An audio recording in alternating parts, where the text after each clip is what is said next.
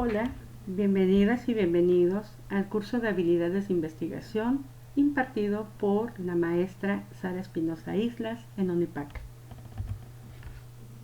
En este curso desarrollaremos competencias investigativas para que ustedes sean capaces de aplicarlos en problemas cotidianos de su profesión y aplicarlos en análisis situacionales dentro de sus campos disciplinares.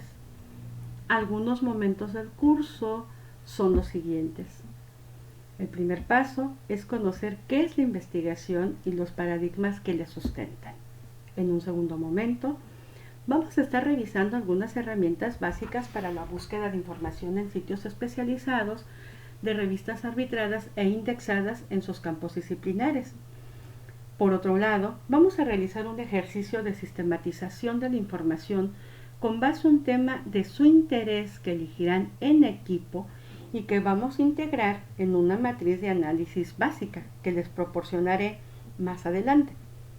Realizaremos también la utilización del programa Mendeley que les permitirá apoyar el correcto uso de APA y utilizarán herramientas de trabajo colaborativo a distancia para que ustedes puedan concretar el documento final en el que vamos a integrar todas las competencias que vamos a desarrollar y que expondrán en una dinámica también de trabajo final, tal y como aparece en la secuencia didáctica que ya les fue entregada.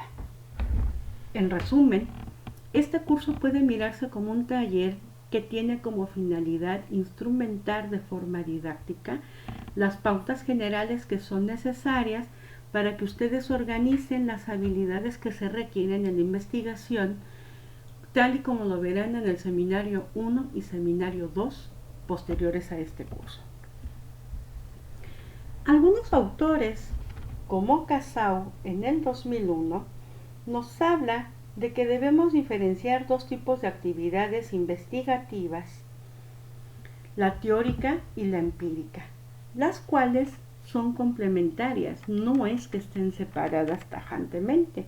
Y cito a Casau: la investigación teórica compara ideas entre sí y la investigación empírica compara ideas con la realidad. ¿Qué quiere decir esto? Cierro cita.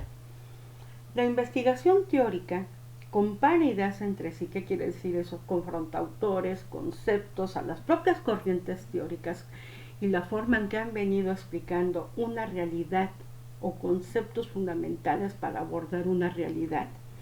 Mientras que la investigación empírica va a confrontar esos conceptos con la realidad, sobre todo con los momentos actuales, ¿no? Por ejemplo, si autores, voy a pensar en un autor sociólogo que se llama Anthony Giddens, ha hablado mucho junto con otros autores como Tarrow sobre movimientos sociales y otros autores como Althusser han hablado de los movimientos sociales y han creado conceptos para comprender a los movimientos. ¿Cómo estos autores podrían explicar, o a partir de los conceptos que ellos proponen, las protestas que están ocurriendo en este momento en Minneapolis y en distintos lugares de Estados Unidos? Que ustedes han visto que la gente está muy enojada, incluso incendiando las estaciones de policía. ¿Qué ocurre ahí? O lo que está ocurriendo con el movimiento Anonymous, con los datos que ha estado soltando en estos 2 días la red del grupo de Hackers Anonymous. Eso sería una manera. La diferencia, según Casau, se encuentra en el énfasis que las investigadoras, los investigadores, hacen en cada una de estas fases o en cada una de estas propuestas. Por ejemplo, algunas personas pueden orientarse más hacia los aspectos teóricos. Ahí está, por ejemplo, el campo de la filosofía. O algunos pensadores de la sociología, de la economía, de la psicología, de la administración y de las ciencias educativas, que se quedan más en el ámbito de lo teórico. Y otros que caminan más hacia el análisis de la experiencia con hechos de la realidad. Estas mismas disciplinas y otras, por ejemplo la antropología, o cualquier otra que se nos pueda ocurrir, y las de ustedes mismos, las de ustedes mismas, que van y hacen trabajo de campo para analizar en concreto esa realidad. Por ejemplo, en la administración, se me ocurre que yo puedo ver de forma teórica ciertas situaciones laborales o ciertas estructuras a partir de las propuestas de Maslow, por ejemplo la pirámide de Maslow, pero cómo se vive y cómo se ve eso en la realidad, ya en concreto en los trabajadores. Por ejemplo, si yo quiero hablar de estímulos o si quiero hablar de alta rotación de personal, no sé, son algunas ideas, ¿no? O Taylor, por ejemplo, ¿no? Las teorías de Taylor y la productividad. Algunos ejemplos se me ocurren así. ¿Qué debo hacer para iniciar con las habilidades de investigación? Yo debo empezar por conocer un tema.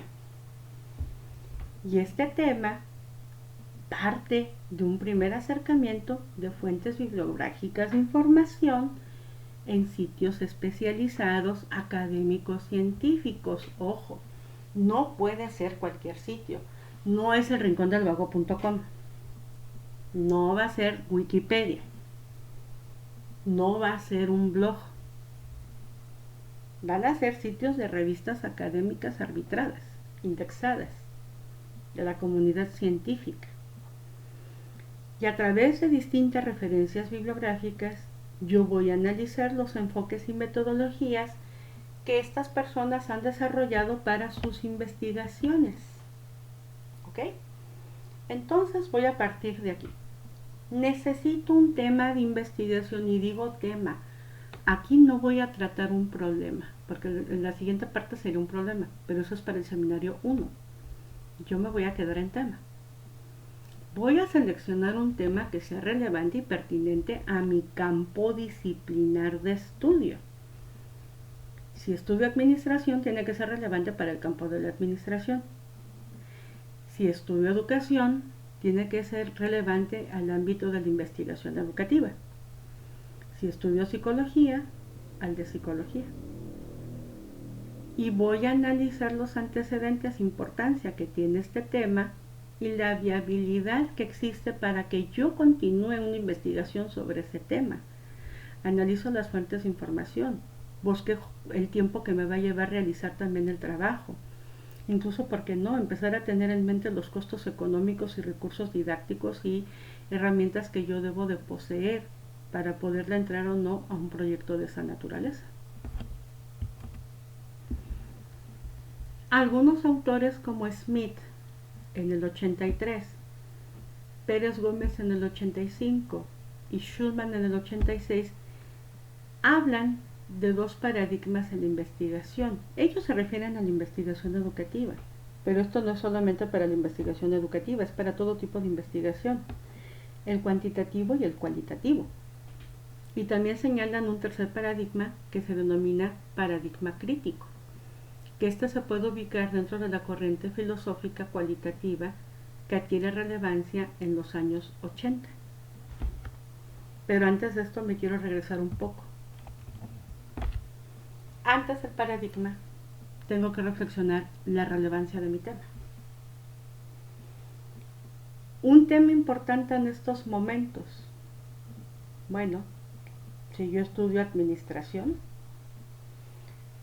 ¿qué va a surtir efecto después del COVID? ¿Cómo va a ser la vida laboral después de la pandemia del COVID?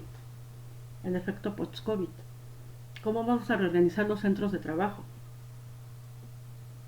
¿Cuáles van a ser las medidas que las empresas van a tener que adoptar? ¿Cuáles son las medidas de seguridad? ¿Cómo se tiene que propiciar un cambio en la cultura dentro de las empresas? Las condiciones de los espacios laborales. ¿Cuáles van a ser las condiciones de higiene? Las condiciones para la sana distancia. ¿Cómo se va a tener que alternar trabajo a distancia con trabajo presencial, por ejemplo? En el ámbito educativo, ¿cómo va a ser la dinámica de la convivencia escolar post-COVID? O durante el COVID, ¿cuál ha sido el éxito o fracaso de la educación a distancia, sobre todo en la educación básica, en el que la Secretaría de Educación Pública partió de la idea que todos los niños poseían dispositivos, computadoras e internet, y estamos viendo la disparidad educativa, la desigualdad, que eso era una mentira. la falta de estrategias pedagógicas en los docentes para guiar el trabajo a distancia, que significó prácticamente llenar a los niños de tarea todas las horas. Incluso muchos estudiantes hablan del cansancio y muchos maestros también, porque el propio profesorado hemos tenido que trabajar mucho más de lo que nos implica una clase a distancia. Por ejemplo, ahorita yo misma, ¿no? Llevarme bastante tiempo en preparar tutoriales, cosa que yo pude haberles explicado en una clase en vivo. Lo que está implicando para las madres de familia principalmente acompañar a los hijos en la educación básica a realizar las tareas, la sobrecarga que han tenido las mujeres en el ámbito de la psicología, por ejemplo, el papel que han jugado las mujeres en el COVID, ¿no? Y el cansancio que las mujeres estrés tienen durante esta pandemia del COVID, alternar el trabajo a distancia con todo el trabajo de casa, la crianza y la educación de los hijos, o lo que ha significado para unos ciertos grupos poderse quedar, los que incluso juzgan de quédate en casa, y la gente que tiene necesidad de salir porque vive al día. Ahí pienso, por ejemplo, en el campo de la administración también. Son como algunas pistas, ¿no? de lo relevante que puede ser un tema. Ahora sí, me regreso a la cuestión del paradigma. Antes de entrar a los tipos de paradigma, yo necesito tener en claro qué es un paradigma. El paradigma lo podemos definir como una suerte de conjunto de creencias y actitudes, una visión compartida de mundo que van a tener un grupo de científicos a partir de una tradición de un paradigma para explicar una realidad de mundo a través de una metodología que se establece en ese paradigma. Es decir, no es de la nada. Hay una suerte de metodología impuesta en ese paradigma para poder hablar de esa realidad, y si yo adopto ese paradigma, yo aplico esa metodología, voy a compartir esa visión del mundo con las personas que están dentro de ese mismo paradigma. Nos vamos a poner de cierta forma de acuerdo. Porque autores como Taylor y Vaughan y Canales en el 86 nos dicen que el paradigma se selecciona de acuerdo con los supuestos que se ajustan mejor al fenómeno que se está investigando, pero también a la propia subjetividad y características que tenga el propio investigador o la propia investigadora. Porque nos empieza a gustar más un campo teórico que otro, porque nos gusta más una metodología que otra y nos hacemos más expertos en una cosa que otra. Porque es algo que incluso compartimos en nuestras propias subjetividades y sistema de creencias. Y básicamente podríamos decir que existen tres posturas de paradigmas en las ciencias. La ciencia empírico-analítica, que es mejor conocida como la positivista, que es aquella que deviene de la tradición de las ciencias naturales y las ciencias duras y que se llevó a las ciencias sociales, que constituye un pensamiento instrumental, un conocimiento que se busca a través de su capacidad de comprobación de hipótesis, a través de que estudiamos, y quiero resaltar esta parte muy bien, un objeto de estudio. Incluso las personas somos consideradas parte del objeto de estudio. Y se establece una hipótesis para comprobarla. A través de la hipótesis yo establezco variables y la relación que tienen estas variables. Y parto de una concepción lineal de tiempo y una unidad de historia también lineal a través de las concepciones de desarrollo y progreso. Desde esta perspectiva, la ciencia tiene como principio y fin la solución de problemas humanos y su preocupación central es el estudio de la sociedad. Por ejemplo, vamos a pensar, ahora que todo el mundo conocemos al doctor Gattel, la epidemiología que se basa en diseños estadísticos, que incluso este hombre cada que da sus conferencias a las 7 de la noche del centro del país, habla del famoso modelo Centinela, que no es otra cosa más que un modelo estadístico en el que tú estableces una serie de proyecciones en la que tú dices, bueno, tengo una persona infectada, multiplícalo por 8 en el modelo Centinela. pero es una prueba estadística que te permite tener una precisión para hablar del impacto y el control epidemiológico que tú puedes hacer de una pandemia. Ahorita justo lo que estamos viviendo con el COVID. Y dentro de estas perspectivas del campo de la ciencia empírico-analítica entra el empirismo, el evolucionismo y el funcionalismo. Y algunas disciplinas como la sociología empirista, que es una sociología que se basa mucho en el estudio de los datos estadísticos y la probabilidad de los fenómenos o de las proyecciones a futuro, la conductual, la micro y la macroeconomía y la propia publicidad. Por ejemplo, en publicidad se utiliza muchísimo. Si yo quiero sacar un producto nuevo, yo quiero medir el nivel de impacto que este puede tener, a quién le puede interesar, a quién va dirigido, cuál es el tipo de envoltura para ese grupo de edad, el empaque, cómo lo voy a ofrecer, en qué lugares, si en tiendas de autoservicios, si va a ser en línea, si me interesa que sea de tal o cual precio, la sensación que quiero generar en las personas. Incluso si yo quiero sacar un producto, yo analizo qué tanto impacto puede tener con un muestreo de personas, un muestreo aleatorio probabilístico, para decir X cantidad de personas de tal grupo de edad si lo pueden consumir o no lo pueden consumir. E incluso la sensación que yo les genero. Vamos a pensar, por ejemplo, en Apple, que hace mucho esto, ¿no? Te genera una sensación de status quo y de elitismo. Incluso la gente corre y gasta mucho dinero en un dispositivo cada que a Apple se le ocurre sacar algo nuevo.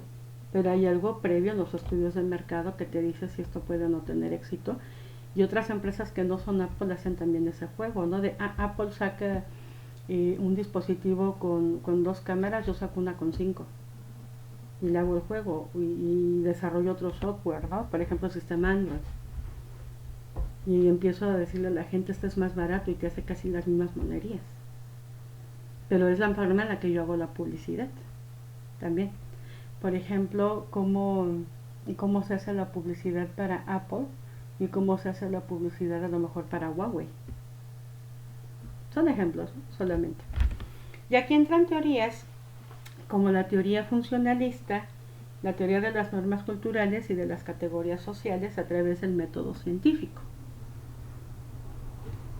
Entramos en un segundo paradigma, que es el de la ciencia fenomenológica hermenéutica, que es una crítica justo a esta ciencia positivista y que habla del regreso del humano, el regreso del sujeto a la acción.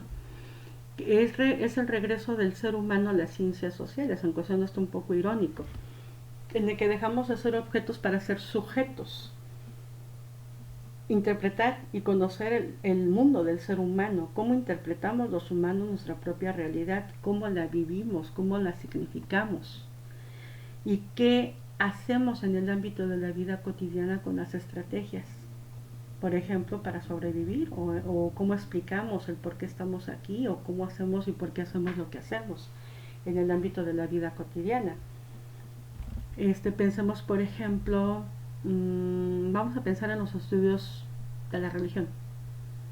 Los ritos y costumbres, los ritos de paso, usos y costumbres que tienen las personas acorde al grupo religioso que pertenezcan. Por ejemplo, el significado de la circuncisión en la comunidad judía, el significado del bautismo en las comunidades católicas, la primera comunión, lo que puede ser, por ejemplo, la Torah en la comunidad judía y lo que puede ser en una comunidad musulmana el Corán. Son ejemplos, ¿no? Cómo significa el que yo sea musulmán o a lo mejor el que yo sea santero, ¿no? Voy a pensar por ejemplo, en las personas cubanas. No sé, puede ser como infinito, ¿no? O los ritos a la Santa Muerte, ¿no? Por ejemplo, en México, el Día de Muertos, que no es como de gran impacto en todo el país, pero sí en varios lugares. Y entro a las disciplinas lingüística, semiótica, al análisis político del discurso, la sociología comprensiva, los estudios de poder y de las instituciones bajo la propuesta de Foucault, con teorías del cambio social, del cambio lingüístico y de la hermenéutica, por decir de alguna manera, para llegar al tercer y último paradigma, que es el de la acción dialéctica, que va encaminado forzosamente a la transformación de la realidad, interpelar al sujeto para que haga cambio social, a través de la dinámica del materialismo histórico dialéctico que detonan la concientización para el campo social. Y este tipo de investigación se hace solo desde la perspectiva de la investigación-acción participativa, es decir, yo rompo la realidad para transformarla. Acá, en las otras dos me quedo para describirla. En esta tercera, yo estoy obligada a transformar la realidad. Vamos a pensar que soy investigadora de las ciencias de la educación. Pues yo tengo que hacer, por ejemplo, un proyecto. Vamos a pensar que me interesa el tema de la deserción escolar. Pues yo estoy obligada a alterar esa realidad, incidir, a lo mejor hago un programa de tutorías. A lo mejor hago un programa de capacitación docente y TICs. Pero soy obligada a aportar algo. Ahí no puedo quedarme solo en la descripción. Lo mismo ocurrirá en la administración. A lo mejor yo puedo decir, voy a analizar el fenómeno de la deserción laboral o de la alta rotación de personal. Pero si yo lo hago desde esa perspectiva, soy obligada a incidir y a proponer y aplicar un modelo para evitar la alta rotación de personal. ¿Me explico? Y así en todas las disciplinas, ¿no? Por ejemplo, en psicología. Si yo quiero estudiar violencia de género en confinamiento, estoy obligada a hacer un proyecto también de incidir, a lo mejor un programa de seguimiento y asesoría psicológica, talleres en línea para mujeres, niños, personas que están viviendo violencia. Son como algunas ideas. Y aquí entra, por ejemplo, disciplinas como la epistemología marxista, la teoría de la historia, la filosofía de la liberación, la pedagogía de la liberación con Paulo Freire, la sociología de la vida cotidiana y las teorías del cambio social, de la dominación y de las necesidades, y sobre todo la teoría de la liberación, ¿no? Y entra mucho en este materialismo histórico la idea de hacer la dialéctica marxista, que deviene de la dialéctica hegeliana, de pensar en tres momentos: concreto, abstracto, concreto. Es decir, yo veo una realidad de forma empírica de una manera, voy a pensar, por ejemplo, en alta delincuencia y voy a decir, es que la gente que tiene problemas económicos puede delinquir. Bueno, eso es una idea preconcebida que yo tengo. Si yo hago un análisis más abstracto de lo que implica, por ejemplo, la pobreza y el desempleo, voy a analizar falta de oportunidades, segregación, discriminación, exclusión, vulnerabilidad, algunos grupos de personas que pueden delinquir, pero no necesariamente todos. Y me voy a dar cuenta que no solo delinque la gente pobre, que hay mucha gente rica que también delinque. Y que hay gente que no tiene necesidad y hace actos delictivos. Entonces yo me voy a quitar esa idea en esta abstracción. Voy a analizar muy fuertemente en mi ejercicio de abstracción todo lo que implica esto y los porqués y los cómo, y regreso nuevamente al concreto, a mi fenómeno inicial, a mi idea inicial, decir, no es por ahí. Hay toda esta múltiple situación de situaciones, hay esta multiplicidad de situaciones que se suscitan para que yo pueda explicar esa realidad, y la tengo que analizar muy fuertemente, porque no puedo juzgar. Voy a hacer todo un ejercicio de explicación, y eso me lleva a hacer estrategias para intervenir, porque yo ya tengo una conciencia crítica. Incluso yo me pongo en un posicionamiento ante eso. A eso se refiere esta acción dialéctica. Intervengo esa realidad. Y algunos conceptos básicos fundamentales son distinguir lo que es metodología de método y técnica. Metodología es el modo en que enfocamos los problemas y buscamos las respuestas, la manera de realizar la investigación, supuestos, propósitos, teoría, perspectiva. Y el método va a ser el conjunto de operaciones y actividades que dentro de un proceso preestablecido se realizan de una manera sistemática para conocer y actuar sobre la realidad. Pero ojo, la metodología tiene un fundamento de estos tres paradigmas. Tiene un posicionamiento epistemológico en alguno de esos tres paradigmas. Y el método responde también. Es un método que es ad hoc a ese paradigma. y que después con la técnica yo utilizo las herramientas que son necesarias para hacer mi trabajo, ya sea a través de entrevistas, ya sea a través de cuestionarios, ya sea a través de encuestas, ya sea a través de un diario de campo, de observación participante, de registro en las redes a través de la tecnografía, para dar cuenta de esa realidad. Por ejemplo, si yo digo que voy a hacer un trabajo desde la ciencia empírico-analítica, la metodología tendría que ser cuantitativa. Y entonces voy a hacer un método estadístico, a lo mejor me decido por el método estadístico descriptivo y como técnica utilizo cuestionarios validados para aplicar todo cual tema en una escala Likert. Por el contrario, si yo digo voy a hacer un proyecto que va más encaminado al paradigma de la ciencia fenomenológica hermenéutica, pues entonces me voy a decidir por la metodología cualitativa y voy a utilizar probablemente el método etnográfico y me voy a ir y inmiscuir a una comunidad, a una realidad, a una empresa, una escuela, para poder analizar el porqué a partir de la perspectiva de los sujetos a través de entrevistas y observación participante que yo haga y registre en mi diario de campo. O me puedo decidir por este tercero, la acción dialéctica, y voy a decir, pues me interesa incluso trabajar desde una metodología cualitativa y desde el método crítico para utilizar la técnica de talleres e incidir en una comunidad.